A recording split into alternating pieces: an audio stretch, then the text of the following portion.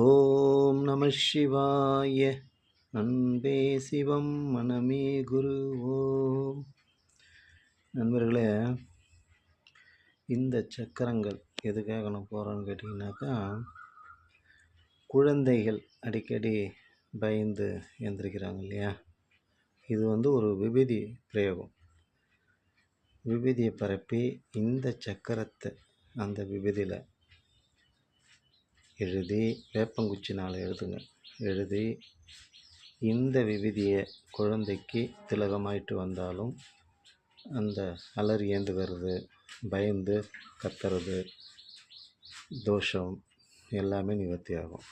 அதே போல் கடை நல்லா ஓடி இந்த கடை திடீர்னு வியாபாரமே இல்லை அப்படின்னு சொன்னாலும் இந்த விபூதியை பிடித்து உரு கொடுத்து இந்த விபூதியை கொண்டு போய் அந்த கடை வாசலில் நீங்கள் தூவி விட்டிங்கனாக்கா அந்த கடை வியாபாரம் நல்லாவே நடக்கும்.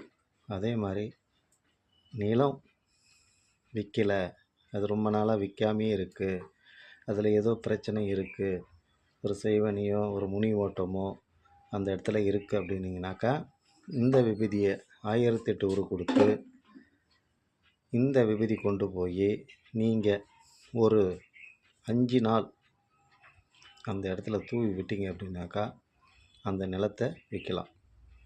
அதை போல் எவ்வளோ விஷயங்கள் இதை வச்சு நம்ம பண்ணலாம். இதை பண்ணும்போது கொஞ்சம் குளிச்சுட்டு சுத்தபத்தமாக பண்ணுங்கள்.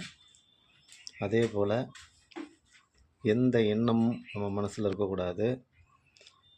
மனசை ஒருநிலைப்படுத்தி இந்த விபூதி பிரயோகத்தை நீங்கள் பண்ணுங்கள், சரிங்களா? இந்த சக்கரத்துலேயே மந்திரங்கள் இருக்குது, இருந்தாலும் மந்திரங்கள் நான் உங்களுக்கு தனியாகவே கொடுக்குறேன்,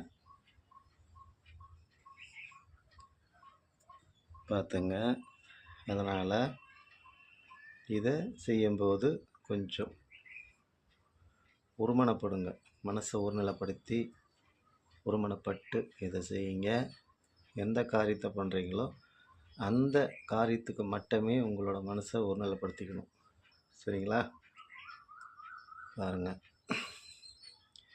இதை செய்யக்கூடிய நாளுன்னு பார்த்தீங்கன்னாக்கா அமாவாசையில் பண்ண நல்லது, பௌர்ணமியில் பண்ணலாம், கிரகணம் பிடிக்குது இல்லையா அந்த நேரத்துலையும் பண்ணலாம். அதே போல் சனி ஞாயிறு நீங்கள் பண்ணலாம். இதை பண்ணி நீங்கள் பாருங்கள், உங்களுக்கு நல்லா அருமையாக வேலை செய்யும். ஓம் நம சிவாய.